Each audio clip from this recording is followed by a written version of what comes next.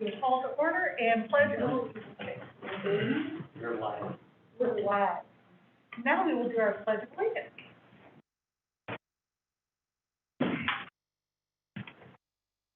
Pledge allegiance to the flag of the United States of America, to the republic for which it stands, one nation, under God, indivisible, with liberty and justice for all. All right. Now we need a roll call, please. Oh, yeah, sorry. That's okay.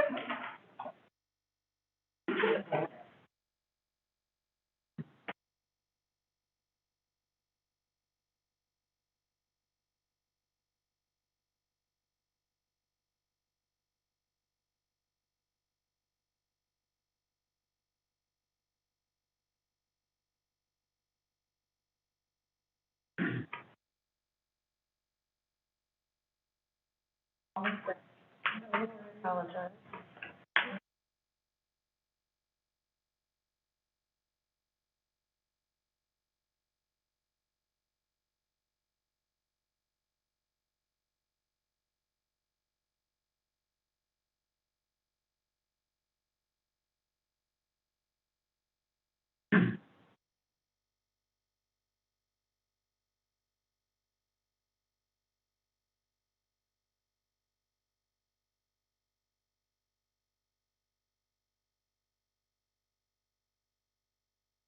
Okay.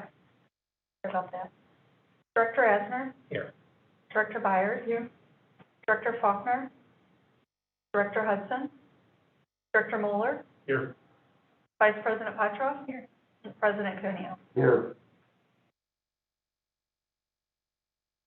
Establish quorum. So today we're going to start on the agenda with the schools update. All right, so we are going to be updating the board on a pretty consistent basis, at least every 30 days. So this is going to be, we're going to try to update you on our reopening plan and our mitigation plan. And Dr. Grigsby and Mr. Kevin Andert will update you in terms of how we're supporting our staff and students in our reopening. Good evening, Cuneo, President Petrov, Board of Directors, Dr. Keenan. I'm Kelly Grigsby, the Executive Director for Schools and Programs. Kevin Andert, Executive Director of Career and Technical Education and College and Career Readiness. Next slide, please. We were here a couple weeks ago and gave you a pretty similar update. Not a ton has changed. What's going well is our students are back in school. We're providing instruction to several students, and they continue to keep enrolling, so that's great. We're utilizing a lot of the tools that we've been utilizing during virtual instruction to try to keep that going, also to help support when we move to AMI for weather days and such. And staff are coming together to provide coverage within our schools to make sure that we're safe. So areas for growth, we continue to try to streamline the contact tracing process, continue to try to collect vaccination status information from our staff and students. Still working on transportation, making sure that we are getting the students to school as quickly as possible, also not having long bus rides. You know, we're navigating all of that. Had to combine some routes and things, so just, you know, being flexible. Navigating our para shortage, we're still definitely down paraprofessionals in our schools, that hasn't changed. And, you know, we're still making sure that we're working through the modified quarantine process we're using in schools and enrichment. Next slide. All right, so talking about our safe return to in-person instruction and continuity of services plan, so a short name for our reentry plan. If you want to go to the next slide, purpose of this update is really to make sure that we remain compliant, both at the state level and federal level. The Safe Return to In-Person Instruction and Continuity of Services Plan is a part of receiving ESSER funds from the federal government, so we're required to update you on an ongoing basis on the status of this plan. Also make sure that we're remaining compliant with keeping the board and the community aware of kind of where we are at with our policies and procedures in regards to mitigation measures for COVID-19. Next slide. So key provisions of the SSD plan. So masking continues to be one of our key mitigation measures. It's required indoors regardless of vaccination status. Social distancing, to the greatest extent possible, we are practicing social distancing in our classrooms. It does look a little bit different from classroom to classroom. Our goal is 6 feet. In some settings, 3 feet is all that's possible, but our goal is 6 feet wherever that is possible. Health screening, so we are having our students self-screen as well as our staff self-screen before they enter the building. They were provided at the start of the school year a checklist of thinking through symptoms of, is it a good idea for me to come to school today or should I stay home? That was provided to families. We are promoting vaccination opportunities throughout the community as much as possible to our populations that are eligible to receive the COVID-19 vaccine. Contact tracing and quarantine, as Dr. Grigsby touched on earlier, we are navigating through the contact tracing and quarantine process. We're following CDC guidelines and St. Louis County guidelines for quarantine and contact tracing. And so that means that in our special education buildings, it's pretty much standard quarantine. In our technical schools and bridges program, where we have high levels of mask compliance, we are able to use the modified quarantine, where if all students are masked, we're able to decrease the number of students who have to quarantine. Cleaning and enhanced sanitation protocols similar to last year. We're just continuing those practices in our classrooms as well as all common spaces in our buildings. Periodic revisions and review, we update as needed. Every 6 months, we are required by the state and federal government to update our plan and make changes. Even if there are no changes being made, it just needs to show that we revisited the document and that we made no revisions. The full plan is available on the SSD website for the public to review under the COVID information section. So it was under back to school. Now that we've kind of moved out of back to school mode, it's now living forever under the COVID information section on the SSD website. Next slide. Any questions? Just one quick question. This is at the governing council meeting last night. Do all of the 22 districts have a copy of our plan?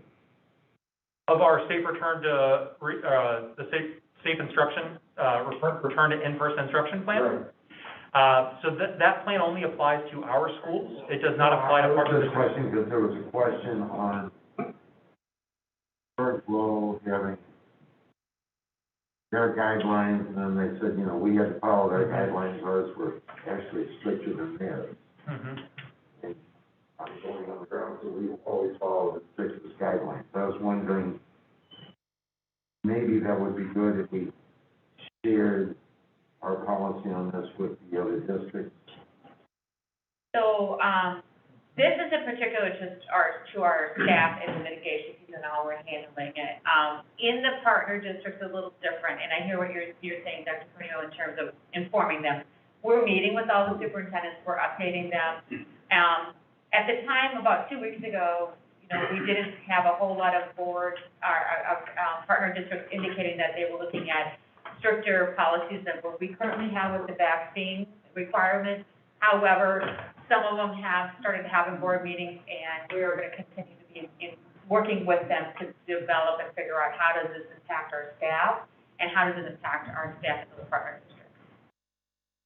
As far as developing our protocols, we did look at the plans for our partner districts as well to guide what we were doing. Pretty much across the county, you're going to see universal masking. Across the county, you're going to see those enhanced cleaning procedures, social distancing to the extent possible. But again, every classroom is different. It comes down to the layout of that room, the furniture, the number of students. So in general, if you look at our plan and you crosswalk it with Hancock or Ferguson Florissant or Hazelwood, it's going to look pretty similar to their plan. That's why we highlighted those key elements. Those key elements in our plan are pretty much the same that you're going to see throughout the county. There's a little bit of difference when it comes to quarantine procedures and those pieces, and they're just based off of what they're seeing in their community. But in general, those key provisions are pretty much the same across the county. I have a question. The modified quarantine for our schools, that's not possible, like at the senior one, right? It's Right. that. Right, because masking is not as high as we would like it to be with our student population.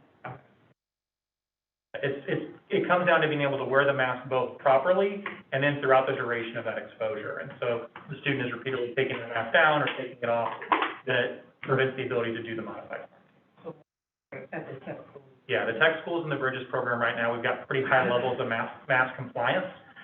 So the modified quarantine to this point is working pretty well. And don't you have to be vaccinated and wearing your mask? For the modified quarantine, they do not have to be vaccinated.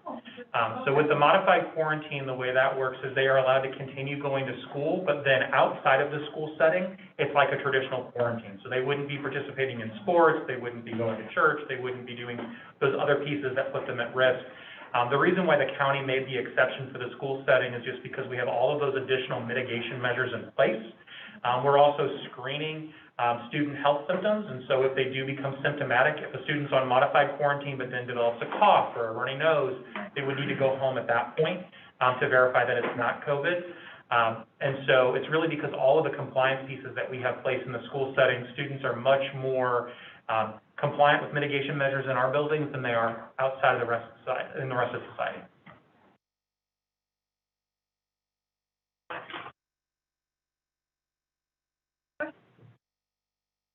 Thank you. Thank you very much. Thank you. The next on the agenda, we have comprehensive school improvement plan, or a CSIP plan, planning process. All right, so Dr. Bolton is going to be updating the board on our CSIP plan, and she's been the one kind of spearheading and working with all of us in terms of our goals and how we're progressing with them. She'll update us with the plan, so this. Evening, Vice President Petro, President Cudillo, Dr. Keenan, and the Board of Education. My name is Molly Bolton, and I am the Chief, no, I just promoted myself, so Yeah. Executive, got that later. Executive Director of Teaching Learning and Accountability, I don't want that. So, next slide, please. So as Dr. Keenan stated, I am here to talk about the process that we are going to be using this year in order to create our next comprehensive school improvement plan, often called the CSIP plan. And that will be for a 4-year cycle, which will run from 2022 through 2027. Next slide, please. So the committee that we have, the steering committee that we have to do this process is Dr. Paul Bauer, who is a consultant for us, myself, Chief Academic Officer Wendy Pendergrass, Chief Human Resources Officer Amy Schechter, Executive Director of College for Readiness and Career Technical Education Kevin Andert, Dr. Grisby, Executive Director of the school, Ms. Chiquita McRiddle, who is Executive Director of the Partner Districts, Ben Gleason, and I actually have his title wrong, he's the Special Education Lead Coordinator for Maplewood Richmond Heights, Lisa Leonard-Smith, who is the principal at Ackerman School, and then as well as our research and evaluation team, Dr. Matt Trevor and Carla Riker. Next slide, please. So we are using the Strategic Response Solutions Protocol, and so I'll tell you a little bit more about that as we go through, but you may remember that from a previous presentation. This is a little flow chart to kind of show the process that we'll be using to create our goals. So we begin with a data review, and then move into a research review, looking at our voice of customer data, and then through that develop kind of our strategic goals and strategies. Then moving into a systems frame, which I'll talk a little bit more about, and that's how we choose the members for the CSIP team, root cause analysis, bring it to the Board of Governors for approval, and then the board itself, and then move into a theory of change, which will then help us get to our action steps. So I'll go into each one of those just a little bit in more detail. Next slide shows those steps in the Strategic Response Solutions process, the SRS process. So we will be utilizing that process as we move through this. Next slide, please. So this is a tentative timeline that we have. So by the end of October, we should have our data review as well as our research review completed. And then also in November and December, we'll be looking at that voice of customer data that we've collected, finalize our goal areas that we'd like to focus on, and then begin a root cause analysis to determine our strategies, then our systems framework, which would be our membership, and then again, board approval, governing council approval, and then moving into our action plan. So next slide talks a little bit about the data review. So this is where we're going to do a pretty comprehensive data dive into a lot of different sources and really look for common themes and trends across the areas of concern. Really looking in those 4 big M's, so manpower, methods, money, and materials. And there's a list of some of the data we'll be reviewing. So that includes achievement data, discipline data, our SCP reports, FastBridge, which is some of our achievement data, disproportionality data, our IEP data that shows least restrictive environment, as well as looking at professional learning needs that we've gotten from different assessments, family engagement survey, and then some contextual factors as well for the communities that we serve. So looking at things like mobility rate, poverty rate, some of those contextual factors. And you can see on that slide right next to that, this will be the worksheet that we use when we are looking at our data sources and our recommendations from that. Next slide, please. Then we move into the research review, and actually we're bringing some of the research and data review together. And so the research review is where we really look at a lot of those factors that we've identified, and we look at what is the research telling us about those factors. A lot of times in research, we can see things that have already been done to address some of those factors, and so then we can capitalize on some of that research then to create a solid plan. Next slide. The voice of customer data, we have lots of voice of customer data, which is really great, from a lot of our stakeholders. So we do have the engagement survey that was just completed this last spring, late winter, early spring. We'll be using some of that. But we also have voice of customer data from our family engagement surveys, from various work groups that we've done in the past and other studies. So we are looking at a wide variety of voice of customer data. And really looking at also, once we get to a place where we have identified some potential goal areas, also taking that to our advisory teams that we've developed from our engagement survey data and getting some feedback from those advisory groups as well. Next slide.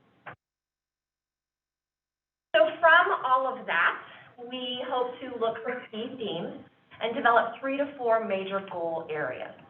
And with that, those major goal areas will then become the focus of our CSIP plan.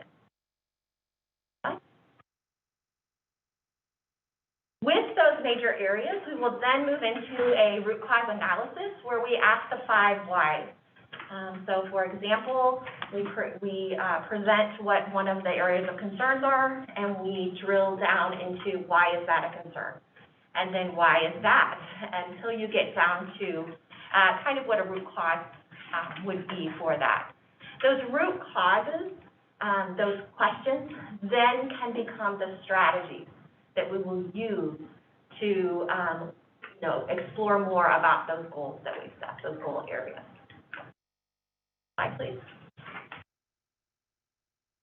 From there, we want to use what we call a systems frame. And what a systems frame is it identifies, once you have your goal areas and your strategies, it helps identify those key stakeholders that you want to have around the table to help you meet that goal or that strategy.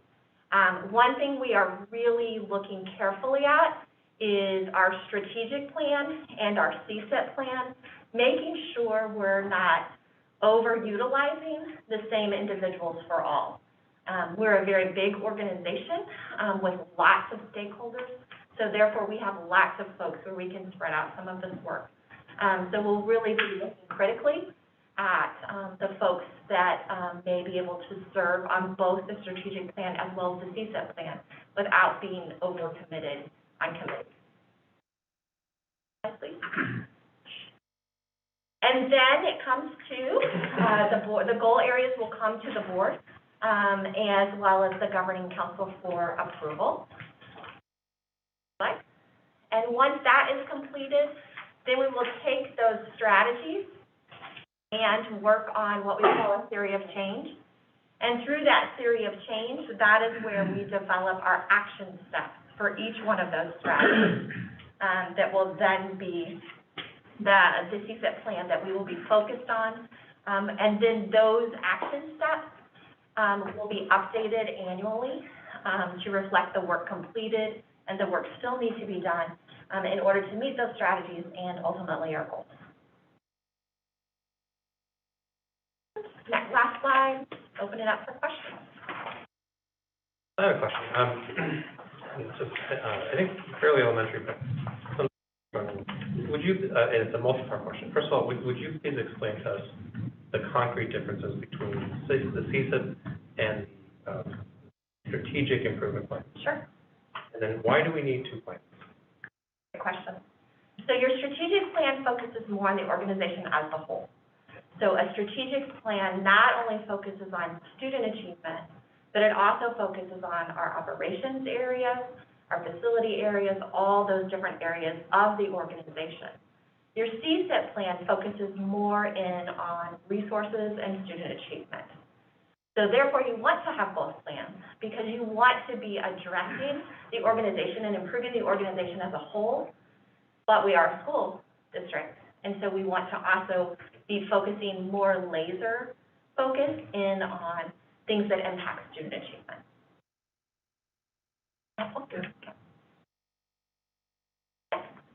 So in looking at your process, I realize there's a lot of data Yes, that you guys are going to dive into, yes. and then coming up with your 4 main objectives, if you will.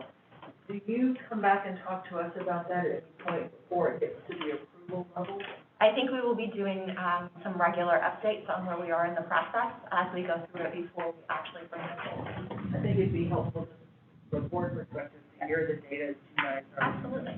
Evaluating as you're going through the process. What we're doing right now is we're developing, we did what we call a data walk, where we put some of the factors together. Our research and evaluation department is excellent at this. We have our second half of our data walk, if you will, because it is so much data to look at. And we're developing our insight statement. And definitely that could be something that we share out with you in a Friday packet. Or if you would prefer a presentation, you can let Dr. Kim. I'm happy to do that as well. Yes. Plan is to date in December, again in February, so, and then if we need to, it's going to be the final. We're going to give you several updates so that you guys do see that process in place and kind of so that you guys are part of the conversation before it's the final approval. No question. How would you say that the group is working in total, and is it such, I mean, you guys are all at such great levels of your particular expertise. Is the consultant still something that you're going to find that you're going to need moving forward? I think once we have the plan in place, we'll be good to move forward. Yeah. Dr. Bauer's doing a nice job of building that capacity with our group. And so, yeah, I think after this year, once the plan is completed and approved, I think we'll be good to go. Yeah, the plan has always been that this is kind of the bridge here to work through these and go real deep dive with things and to be able to facilitate it, but to make sure that we are implementing and supporting this on a daily basis. So internally owning it. So the goal has always been we'll work through this and then Dr. Bauer would not be overseeing it. It will be ours. It's going to be the board's, and so we will make sure we're shepherding and watching. I have the simplest question. On slide 7, SPP reports, can you remind me what that acronym is? Yes. So those are the reports that look at special education for each of our partner districts. So we look at things like disciplinary, we look at things like our disability rates for certain districts. So all of those pieces of data, it's a state report that we get for each one of our districts, but it's based on special education data.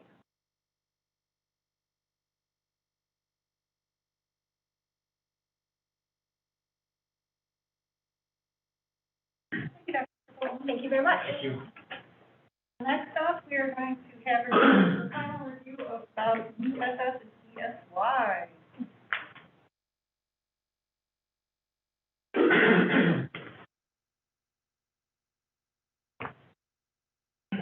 So So Wendy Pendergrass is going to update, the board. This was requested from the board when we were starting, to develop this plan, and then when we initially started to update the board in, June and in July on our PSY and USF. So, Wendy Pendergrass is gonna walk us through what we've learned from the process, and then we're going to kind of talk about what our next steps will be from the data that we were able to collect. Thank you, Dr. Keenan, Vice President Patra, President Cuneo, Board of Directors. I'm Wendy Pendergrass, Chief Academic Officer. I'm going to do the final review of what we learned for USS and ESY, which was our summer program. Next slide. The outcome, the presentation will be a couple of different ways. The enrollments and attendance we'll go over. There were some questions as the year rolled out. What does attendance like? Why aren't students attending? And then the surveys, we surveyed both families in regards to our extended school year program and our USS program, our summer program. Next slide. So on the first grid, the first couple of grids is partner districts attendance, and I thought it would be nice to put the slides together, or put the grids together for what ESY attendance was. The students that were enrolled in the program would be your first column. The students that attended were in your second column, and then the same pattern for USS. So families that were interested and enrolled, and then actual students attended. You'll notice that there is an asterisk by some of those schools. What we found out is as students enrolled in different programs, some opted to enroll in our summer program with their home districts. So the attendance got a little wonky, and when we started collecting names of students that received services, they had not necessarily showed attendance or interest with us, but they did attend the summer program.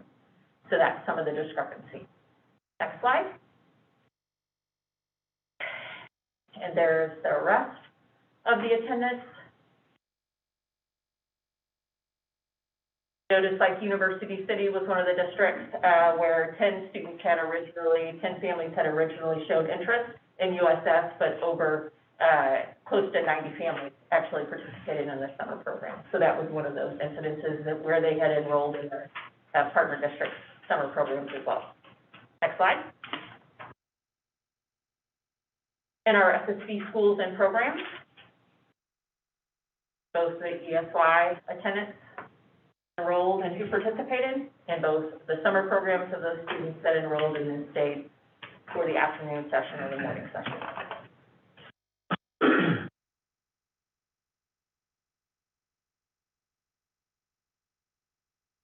Next slide.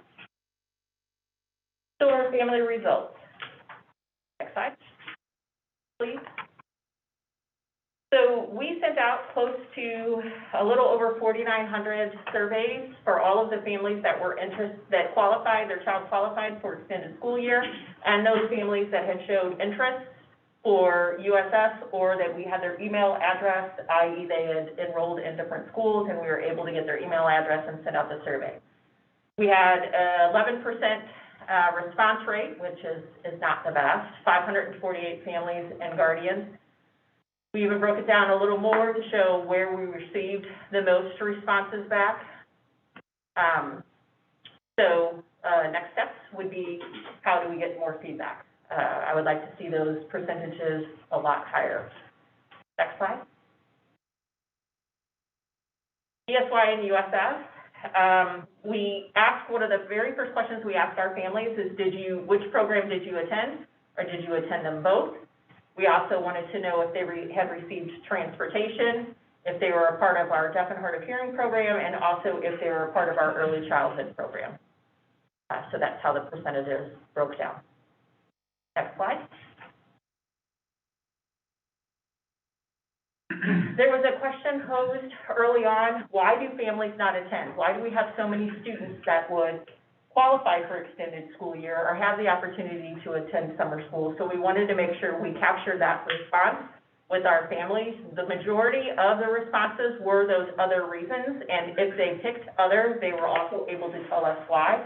A lot of the respondents had to do with health concerns, pandemic issues, poorly communicated, so there's some communication issues of what was happening or how it was happening, the times and locations they were unsure or could not do.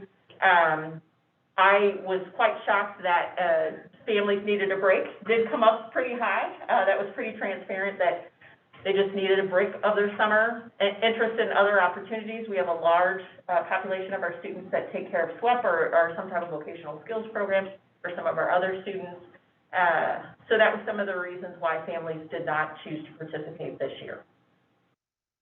Slide. Notification and timing, although we really tried to communicate to the best as possible, families still reported that they didn't have the best communication with USS in some of their schools as we started to drill down a little bit. ESY, or families that were participating in ESY and USS, seemed to have the most communication, understood the most about the program. But USS, there still seemed to be some confusion, and I think that was when we were working through with the partner districts and the multitude of programs, and we were a new program, that there were some unclear expectations of what we were supposed to be doing. Next slide.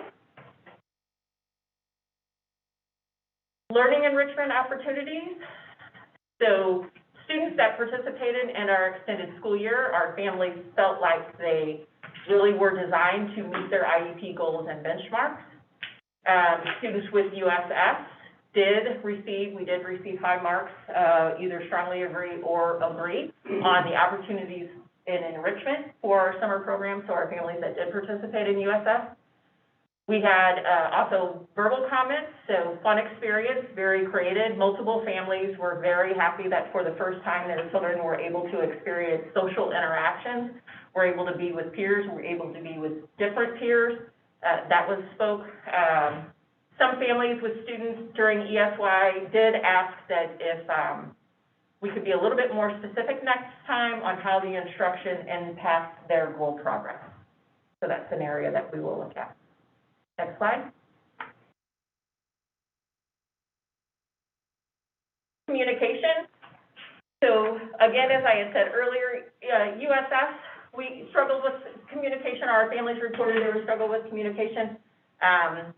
Reports for ESY, the reporting structure for ESY's family receives goal progress every week, a little bit different for USS, so I do believe that there was some confusion on exactly what reporting they should be getting.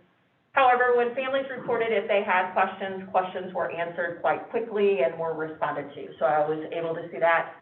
The level of detail provided, so exactly what they were doing in their programs when it came to our summer program, was something that we'll probably need to look at and be more explicit. And teachers seem to be communicating very well with our families, whether they were in our ESY program or our summer program, so that was good to see. Next slide. Kudos to transportation this year. We got some of our best results so far in our transportation service. Received clear communications. Families had an idea of what time their students were going to be picked up and when, who the driver was. The services that supported their child was clear all summer long. They met or exceeded their expectations.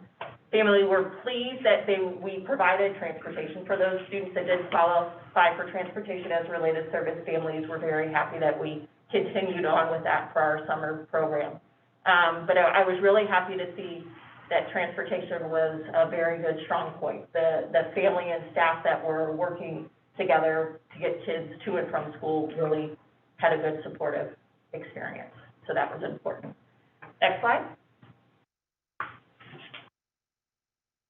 So we also, I broke down the next couple of slides as strengths and opportunities. So some of our strengths that our families reported, students were very excited to learn.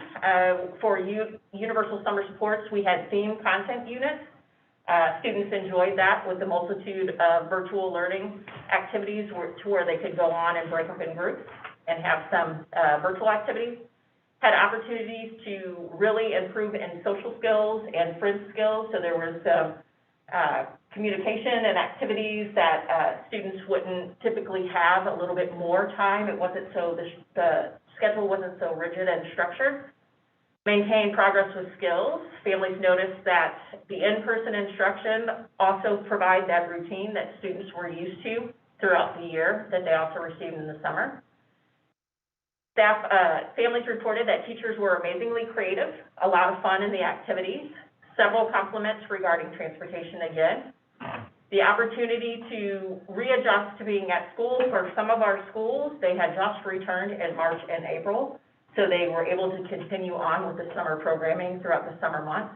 And students were paired with staff that they had not worked previously. That was both a bridging opportunity and a good opportunity. Although we want students to be able to interact with different adults, that was one of the things that often came up, is that students weren't familiar with certain adults because of staff that they had to work with. So that relationship took a little bit more time to develop. Next slide. Opportunities tough, of course, will be communication. Make sure that we are very clear whether you're in a summer program or you're in extended school year, to communicate to our families as soon as possible the staff that they'll be working with and what they will be doing in class, so the families can enforce those activities at home. Content, so exactly what we're working on when we come to IEP goals, or what academic content or programs we're working on.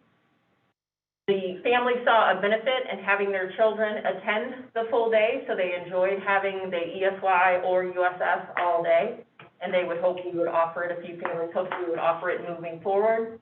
And some families asked to offer a longer summer semester for students with some significant support needs, because the majority of our programs ended in the very first week of July, so July 1st, which left several weeks of July for families to find something to do with. And possibly having, which I thought was a good idea, interest in attending some type of open house like they do prior to the school year, having some opportunity to meet who the students would be with over the summer, so possibly have an open house. Those were opportunities that our families had shared. Next slide. Administrative feedback, I was able to discuss with our directors, our special education coordinators, Dr. Grigsby and myself met with the building principals to really get one-on-one feedback. They were the people that were really on the front lines along with our staff. So I wanted to get the good, the bad, the ugly, and make sure we could be better prepared moving forward. Next slide.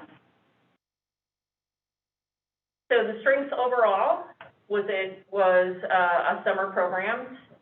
Students that did not qualify for ESY were able to attend some type of summer program. It allowed the opportunity for paraprofessionals to take a lead role. In our USS program, they could actually be the teacher of the classroom and the USS lead. Opportunities for teachers to take a support role, so they weren't the ones in charge. They could kind of flip-flop. Students have inclusive activities during the summer in both our SSD schools and in our partner districts.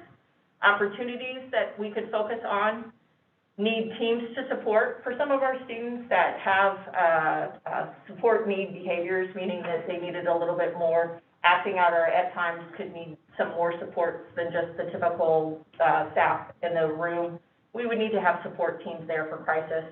More hands-on activities.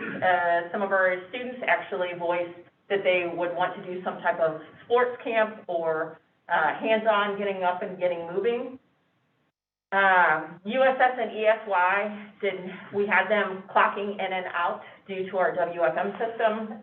So they had to clock in using a code for ESY. So we were able to identify the ESY budget and then have them clock out and clock back in for USS. We'll do a little different next time. Sometimes that was confusing with the different codes. Sorry, what is WFM? Well, workforce management. So that's our system that we use for our staff that have to clock in and clock out, like their time cards.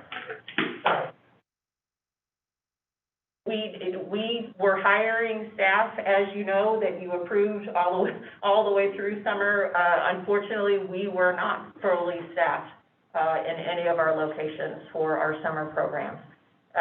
But our staff really banded together and really created a nice opportunity for our students. But that is something moving forward that we will be a focus on, is how we make sure we get the staff in there. Preschool students need a nap. This is a longer day.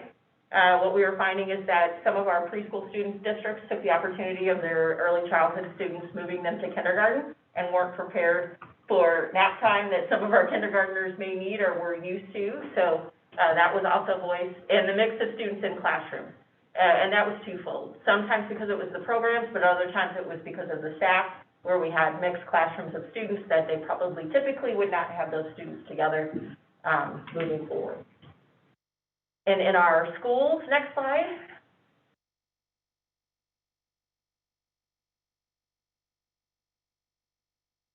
Next slide, please. Oh, schools, okay. That was fast, thanks, Barbara. So paraprofessionals having the opportunity to be the leads in the classroom. We provided breakfast and lunch for all of our students in the school. Students were well cared for. The staff that we did have and showed up every day took great care of our students. Staff really pulled together to support each other. They were very flexible, moving across different programs, different grade levels. They really did go where we needed them. And in the schools where students were enrollment, staff ratios were strong. So some of the schools where we had low staff, we seemed to have the most students that attended sometimes, which that's good. Full crisis teams, again, to go back to needing student support and the full crisis teams. Funds provided for different enrichment activities. Student voice, so ask our students what they would like to do. For our high school, make sure we have a credit or some type of credit recovery or credit option. Again, the staffing causes shortage, which could be a safety concern. An enrollment deadline. We had students enrolling well into the first week of school, and that was difficult for some of the classes because it was switching to routines. You would get classroom settled, and then some new kids would come, and then you would have to rearrange because of size. Need for secretarial support. The week and a half into our summer programs, one of our secretaries would have been our 10-month secretary, left because they're on a 10-month schedule, so possibly looking at bringing that person on for maybe a little bit longer or have an additional help support during our summer programs, and then the multiple systems for our staff to clock in and out on. Next slide. So our next step. Dr. Grigsby and Ms. McBriddle and I will be having conversations moving forward, of course going over this data that we've already reviewed a little bit, but make sure we consider all the summer programming to make sure we meet the needs of our families. We need to seek a little bit more stakeholder voice. If we do summer programs again, if that's something that the board is interested in us offering again, exactly what does that look like and how can we partner with our partner districts and support. Some of our most positive experiences is when our staff were able to blend in with the partner district staff and support all the children in one classroom instead of having a classroom of USS program and a classroom of the summer program. Develop an ESY process or a summer that leads school principals. So oftentimes I don't know if you're familiar, in summer programs, often teachers have the opportunity to take the lead or get some leadership experience. So possibly offer an administrative program or an intern program where we could give some of our teachers in our district the opportunity to be administrators in our summer program, which then would allow our administrators, of course, to always be there, but then our teaching staff to get some leadership responsibilities, administrative activities to run our summer programs. Continue to collaborate with our partner district leadership when it comes to transportation and finance and human resources with the hiring. Identify ways to improve staff level. Really see what were some of the reasons why staff were not willing or didn't want to do summer programs, and make sure that we can kind of help support that moving forward. Next slide. Any questions, please? Question. About her fantastic transportation system. So did we have the buses in the morning, at lunch, and then after the USF? So, Yes. Okay, so at all Yes. three times, no matter when a student came or bus. Yes, we typically ran a morning route to bring all of the students in. For those students that weren't staying or were coming in the afternoon, we would run that route, and then we also ran an evening route. Yes. Couple questions. On a survey sample on why people didn't go there and a way to increase this, for example? Is there a way to present this to the staff? I have presented this to the PAC. I presented it to them last week. Okay. Yes, sir. Would that increase our survey sample, I'm thinking, because they would go out and probably this up. I will be more than happy to work with Dr. Carter and see if we can use the PAC and the PAC voice with our families to make sure that we, one, communicate what programs we're doing, but two, to really understand the importance of hearing their voice when we're building programs like this. It would seem, after hearing her last night, that she's going out. She is, And, she's funky. this is a good program. Give the money, I'd love to see it go on. The other thing I would like to see is on the family feedback. They had said that they had maintained dress with skill. Yes, why? I truly hope that's true. Do we have the data to back that up? Because that would give me the major reason of doing this. We are in the process of gathering data for the back to school, all the assessments that were started in August and September. So in the probably October or late November, we would have that data gathered and be able to share that. So we can compare that to this child from the year before as opposed to, like I'm looking to see where this child could go. So if they were here, then we would have their scores in the spring.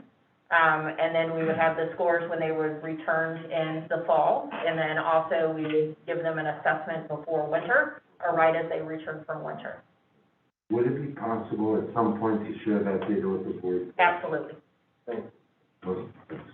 absolutely. To piggyback off of that, not just do they improve, but do they not level up? That's, were they able to hit the ground running in August? Not be ahead of, yeah. That's why I wanted to look Yeah. at the year before and this year to see if, did we have a regression? Because sometimes when they come back, it takes 2, 3, 4 weeks before anybody. Really get to the swing of things. So, Yes, sir. it sounds like,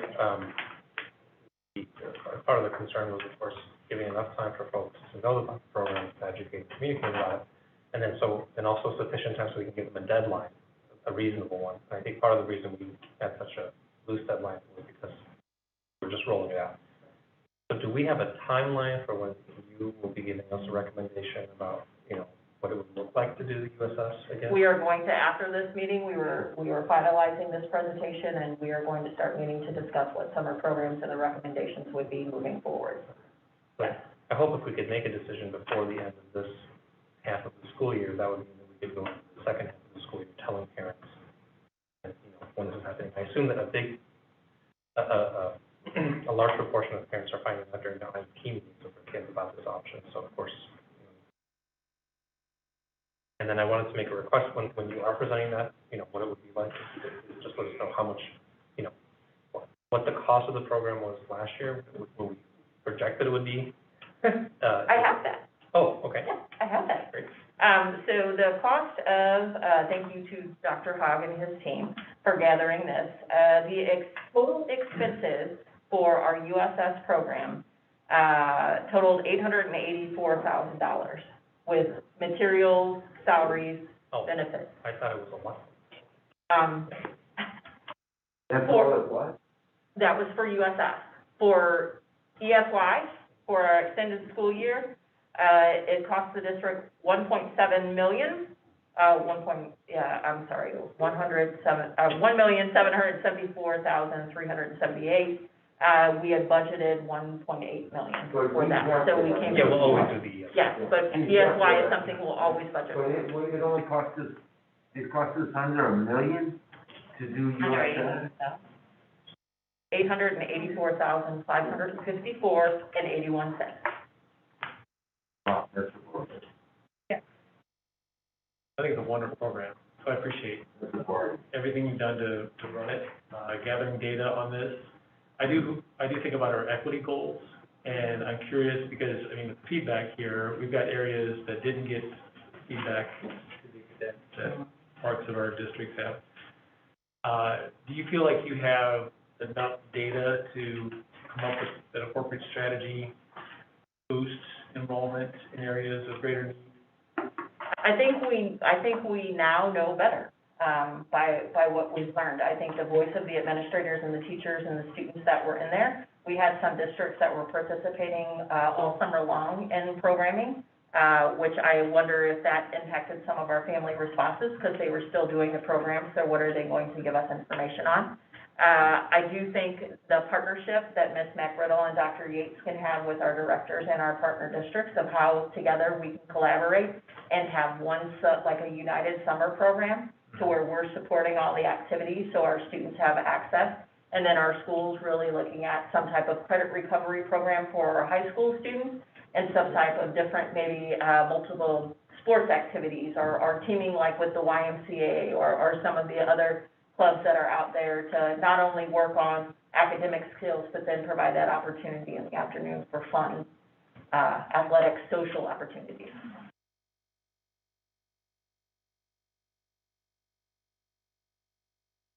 Very much.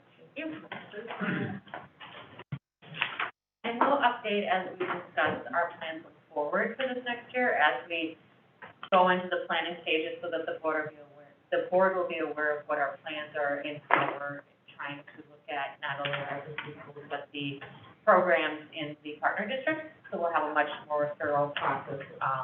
And I also think will be year two, so people will be more understanding of what it is. I think the first year you change something so drastically when parents are so used to just ESY, that now they have options to go to summer programming.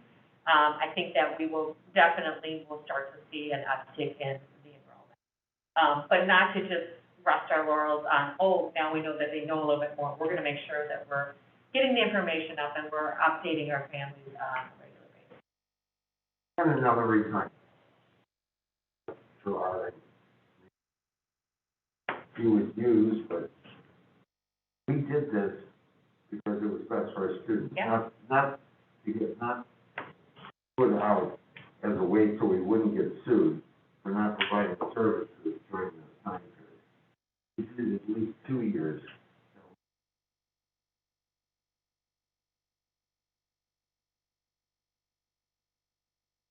All right, next on the agenda is 2.04 is the bid diversity program. All right, so this is an update. Well, the next two items from Dr. Hogg will be more updates and information to the board about what our process is going to be going forward. It was important for me and Dr. Hogg to make sure that you guys were aware of what we're working on within the finance. And so one of the big pieces that we were talking about over the last couple board meetings was the bid of the diversity program. So Dr. Hogg will update everybody about where we're at with that process and what it is and what's our goals around it, so that we can hear from the board about where, the direction we're going with this to make sure that you guys are all. Okay. Thank you. Good evening, President Cuneo, Vice President Petroff, Board of Education, and Dr. Keenan. My name is Jeff Hogg. I'm the Chief Operating Officer. And this evening, I will present on the bid diversity program. Next slide, please. Starting in the 15-16 school year, Special School District put an emphasis on the inclusion of minority, women, disadvantaged, service disabled, veteran business enterprises for more inclusion in our projects, and that means our bid programs. Next slide, please, Mark.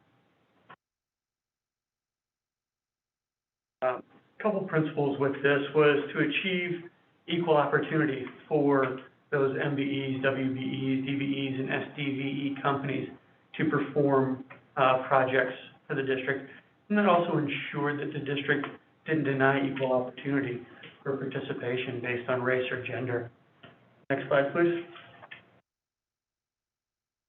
So this was built on a couple recommended goals. The district's committed to involving MBEs, WBEs, DBEs, and SDVEs in all our district projects. And they wanted to do that either through awarded programs to 100% owned companies or a combined goal of 15% inclusion.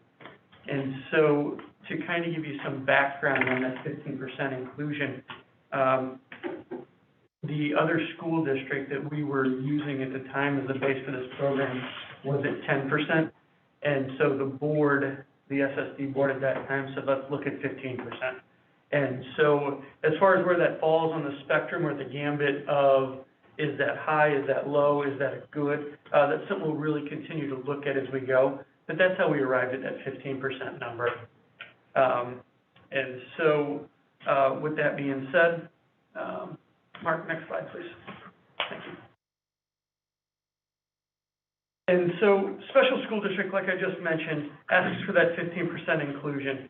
If the respondent to the RFP cannot achieve that goal of 15% participation, they provide documentation that basically says they made positive efforts to reach out to include to get to that 15% participation on the bid.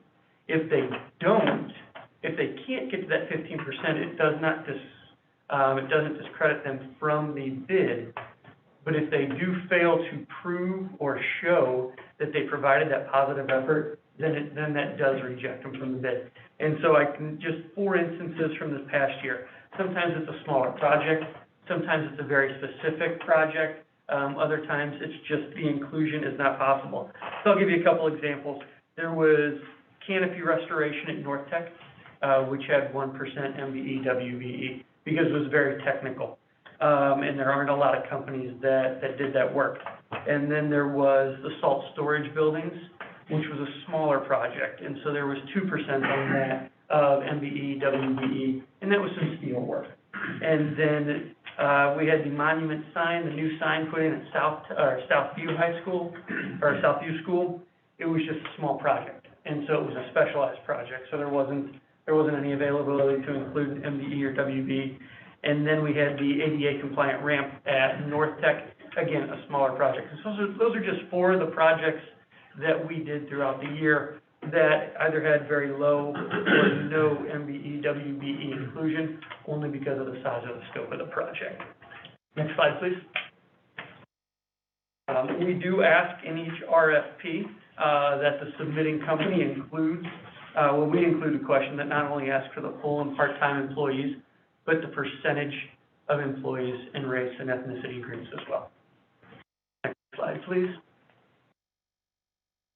So a little bit of current data. Last year, we had 18 projects that went out to bid. 2 of the 18 projects were awarded to MBE or WBE firms.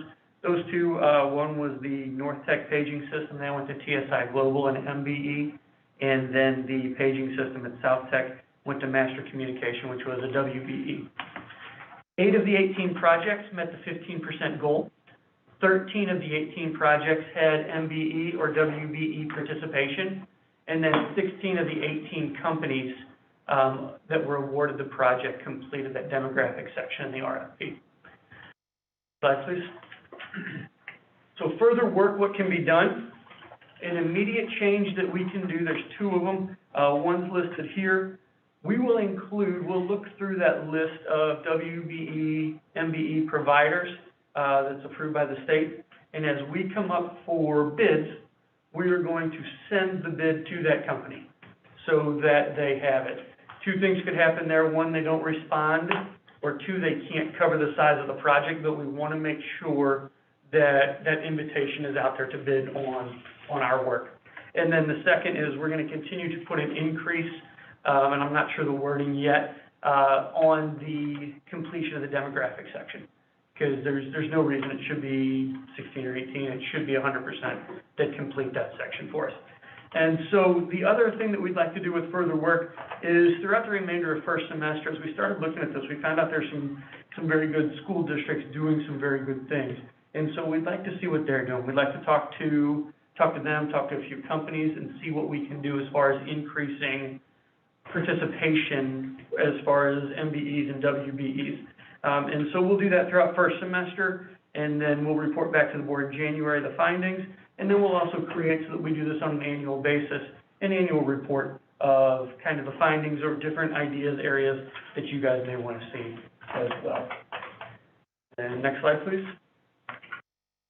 So that concludes my presentation on the bid process update. Be more than happy to answer any questions.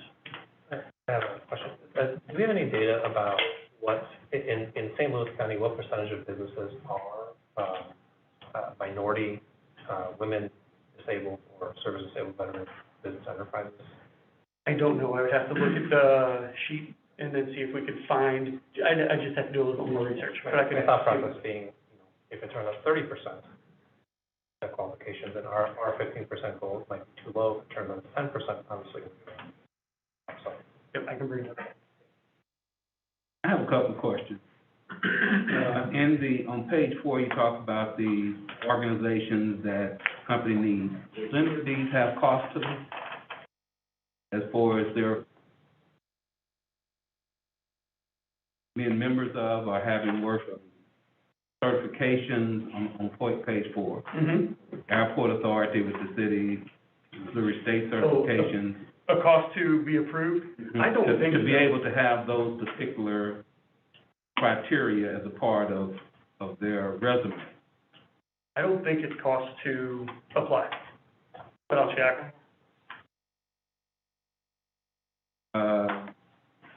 I didn't know if we also have a situation to where we're saying, okay, you need to be this, and that there could be some cost involved to being a part of that particular certification. To get that certification from them has a certain cost. May not be much, could be more. Right. The other question I have is,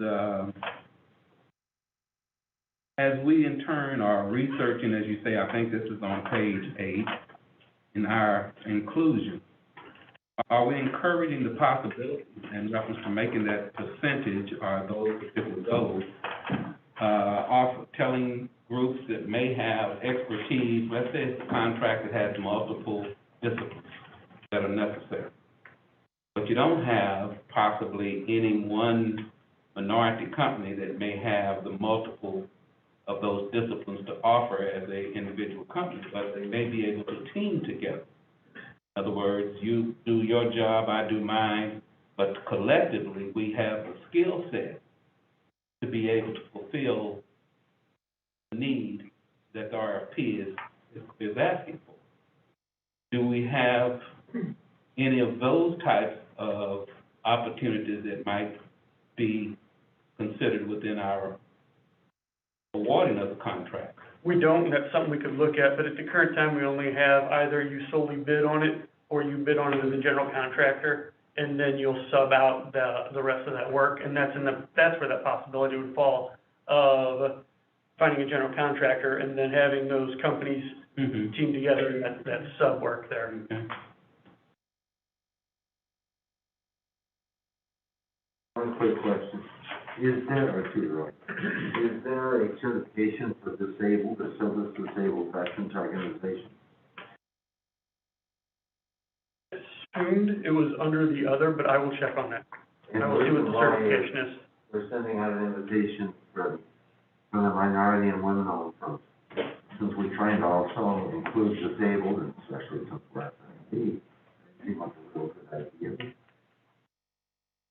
It'd be nice to send a specific invitation out to those firms for disabled veterans and disabled, if there is such a listing.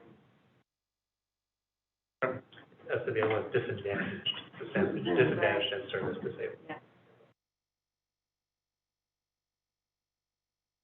We had talked about at one time would support firms or bids that would deal with disabled individuals. I think part of our mission here, we do it ourselves, otherwise why are we telling anybody else to do it? I'm curious about whether we should consider some creative problem solving here, because I do think, I mean, with our technical schools, we're training out graduates, still in these areas, what's missing here? I mean, seems like we have students, you know, who have the abilities to adulthood, and where is the block? What are the barriers keeping those graduates from starting businesses and applying for some of these contracts? Your numbers. I'm just kind of wondering if that could be a part of our future discussions to research that, take a look at what these schools that you mentioned are doing a good job of this, what's going on there exactly.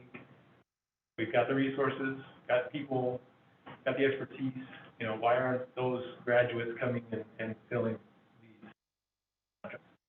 Yeah, I wouldn't have an answer to that, but I think that's a great leap to make. I think that'd be amazing for our students. Do we have a class in the technical schools about how to bid on contracts? Do we teach our students how to do that? Sure. That would be. I mean, that's a skill in and of itself.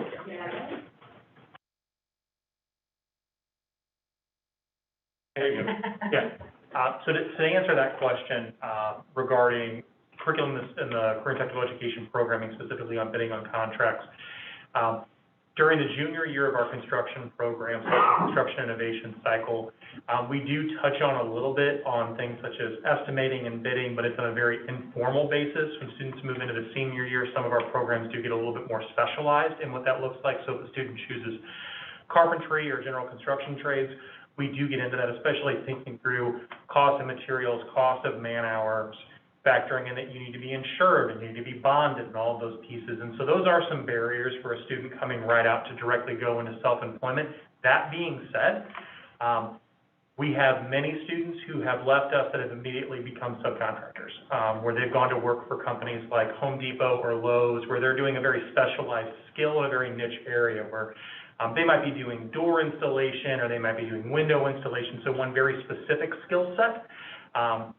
I met a young man that had graduated. He had graduated 2 years ago, and he had already hired 2 other current students who are currently in our program at North Tech, who are working for him for his business that he gets all of his leads through Home Depot and Lowe's. So those students are out there, those entrepreneurial students. It exists, but there is a substantial startup cost for them to run their own business or run their own company. It's much more likely that our students are going to begin at the entry level and then transition into a more entrepreneurial fashion 3, 4, 5, 6 years down the line once they've established themselves financially. Getting information on how to overcome those startup cost barriers, they are, and yeah. Following through numbers that you find satisfactory? I would. I mean, when you think about, especially the maturity level of an 18-year-old, 19-year-old, I mean, supervising themselves is one thing, supervising a crew is another thing. And oftentimes for them to be able to go into that entrepreneurial fashion, they would not only be supervising themselves, but supervising a crew. I mean, many of the jobs that Dr. Hogg talked about, those are pretty substantial pieces of work, but they got to have connections to engineering firms and design firms and those types of pieces. And that's a lot of infrastructure for that young adult to build. But it's definitely something that is in the possibility a few years post-graduation, especially if that student chooses to go into post-secondary education, either at a Rankin Technical College or a state technical college, where they're going to get deeper into those skill sets that they're going to need to build those relationships and get a company out there. You mentioned the construction classes, the welding or what is it all, they all take the learn how to bid. So all of our programs get into the process of estimation, but as far as how deep and in-depth they get into the formal bid process, it's going to vary. Especially the complexity in the bid process for a school district is different than really what we focus on in the classroom, because they're looking more at traditional end users that they would be bidding on. I would tell you that if you took what our bid requirement is and brought it into a high school classroom and had students work through it, I mean, it's pretty daunting to get through everything that you would need to bid on a project for special school district as a young adult. Just the insurance, the bonding, all of those components, it's just a lot to process. So we start at much more of a foundational level. But it is something that we could give more exposure to students to get them aware of what that process looks like when you're bidding on a federal contract or a state contract or a school district contract, because that's absolutely in the wheelhouse of reality of something that is eventually money.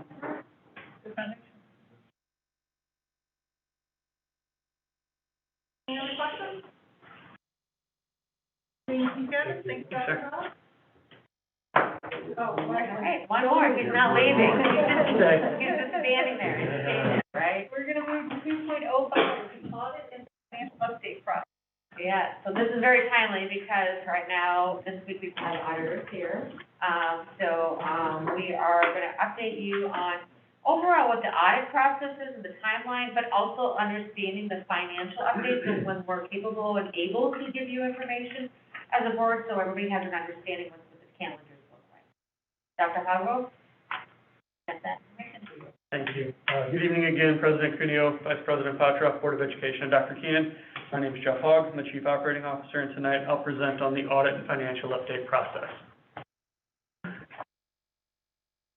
So I'll run through the calendar year, the working financial calendar year. So July 1 is when the new fiscal year begins. And then that's when we also begin the close of the year audit work. August 15th, the annual Secretary of the Board reports due. September 5th, or in September, our auditors on site, as Dr. Keenan just mentioned, they're here this week, and then for the remainder of the month.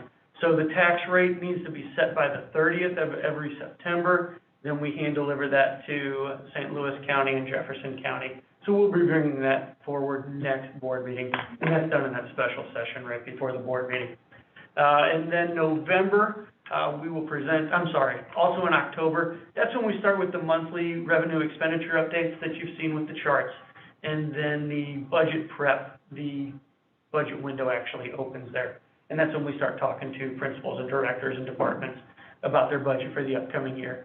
In November, we then present we'll present the audit to the Board of Education. And that's after we present that to the audit committee in October. And then December, that's the first month we receive current year taxes. Next slide, please, Mark. January, we continue to receive current year taxes. We'll continue with our budget meetings with partner districts and SSD schools. Then we'll have our budget committee meeting. And that's once we kind of have a general idea of where we're going to go with the budget and what we're looking at. We'll bring in the budget committee made of the board members and kind of run that by just for a little bit more guidance and direction at that point. And then in February, we'll bring our preliminary budget to the board. March, we'll bring that preliminary budget to the governing council. Kind of that January through end of April area time frame is when we're building the budget. We'll bring that final budget to you in May and then to the governing council in June. We'll do our pre-audit work. That's a lot of forms and final numbers that we can send out. We'll do that in June, and then we close the fiscal year June 30th. And then we wake up July 1st and do it all again. Next slide, please. And so the monthly updates we kind of talked about a little bit, but beginning in October of each year, and that's historically when the board has received those, that October till June time frame, because you're getting updates on the September through May numbers. And so we'll start putting those in the Friday packet in October, and that's that monthly revenue report. Well, you'll see an executive summary from me about that. You'll see revenue expenditure summaries. You'll see prior and current year. Those are the blue and green graphs that you'll see. And then we'll talk about cash and investment updates as well. Next slide, please. And so as I said, like I said, you'll receive those between October and June of each year. When we get into that July, August, and September, we're closing out the prior year and we're starting the current. And so with the accrual process, we're making sure the money was expended to the right areas. And so we're moving money towards the end of the year. But again, any concerns with revenue expenditures would have been identified in that October to June timeframe, and I would follow up with the board if there were any concerns. We can do it specifically, but kind of globally, you won't get too many updates, from that June through September timeframe, because that's when everything's being finalized. Again, the first major expenditure of the year is September. It's payroll, and it occurs in September. So really from that July 1 date until you get to the end of September, there's some revenue coming in, there's some expenditures going out, but that's really the first month where you'll see some major movement on the books. So that's why we kind of wait that time frame. Next slide, please. And so as we talked about, the auditors will be on site the September 13th through the 17th, and basically every day of the month after that. They're going to be here wrapping everything up. We've been providing the board updates on the audit. That's that color-coded Excel sheet that you've been receiving. And so we've been doing that. We've had meetings with the auditors. Preliminary audit will be presented to the audit committee on October 18th, and then we're going to bring that to the board on November 9th. And then next slide, please. We do need to go out for bid. We decided to extend the audit contract 1 year last year. There was some retirements at Showalter and Jabouri. There were some changes here on our end. And so instead of extending it for those 5 years based on the bid, we want to take a look at it one more, let them, get everything back in line. We were going to see where we ended up. And so what we'll do is we'll bring that RFP to the audit committee in October, then we'll post it in January. And the reason there's that delay is if we would post it anytime between now and December 31st, the auditors could not apply for it, just because they are so busy tying up year ends everywhere else. It wouldn't be fair to them. So we'll give them that time to decompress from the big season, and then we'll put that out in January. It'll be due in February. We'll bring it to the audit committee. One of the things you can do with bids is you can bring groups in to interview for it. If you have, one or two that you like, or, you can bring them in to see where that falls. And then we'll make a recommendation of audit services to the board in March of 2022. Next slide, and that concludes this presentation as well. More than happy to answer any questions on that. Governing council gets the, for final approval in June. The governing council ever not approved, or even made changes? I can't remember if it ever, yeah. Historically, I did not. The last 20 years, I'm trying to think. I know it's by law, and it has to be done that way, at least by legislation, but has it ever? Not that I know, because I think historically, we've done a very good job of presenting it up front, keeping the the communication open, and then taking it in May to this board, and then in June to them, because every budget has to be approved by board or governing council by that June 30th date. So we take it in May here, and then June there, because that's the last date that they meet. I've never seen them not approve it. No, Nor have I ever seen them even make a change in it when we ask for additional changes. I've never seen that. Well, that's good. I